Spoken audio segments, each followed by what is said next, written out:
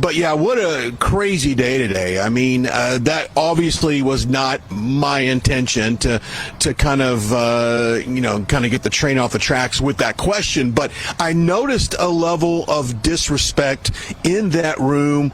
The tone, his questions, his answers, things like that. So I thought, you know what? Let's just go ahead and tie it on to the wardrobe, because sometimes the wardrobe is a reflection of how you feel on the inside. And I think today, at the very end of that press conference, we realized that was the fact.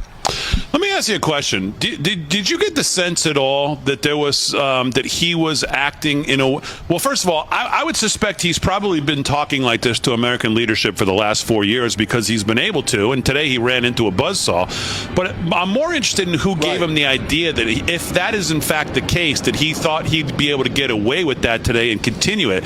Do you think he was encouraged by other European leaders to take on Trump in front of the media? Do you think there's former Biden people, Susan Rice types, that are encouraging him behind the scenes to do this today, or do you think it was spur of the moment, genuine from this clown?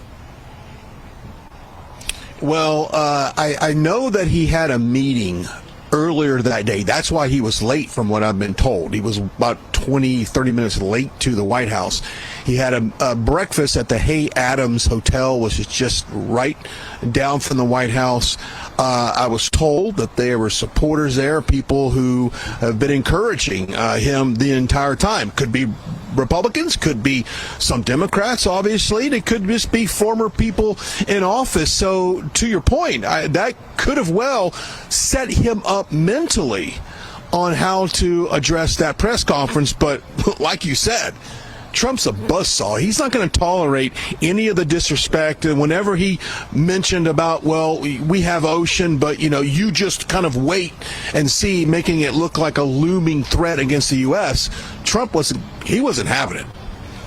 And not only that, but, what happens when there's no more war for this guy? Let's remember that as well. This guy's whole position counts on this continuing, and Trump is out there saying, I want peace more than anything. I want it now.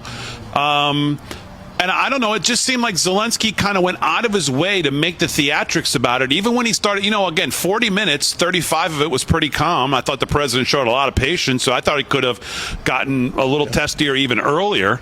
And then obviously the J.D. Vance thing is kind of what set it off. And then the theatrics, though, from there, you just wonder if he was told, hey, you do this, don't worry, the American people are going to eat it up and the media is going to eat it up. But I don't know that that's necessarily the case, Brian, especially obviously with Trump supporters.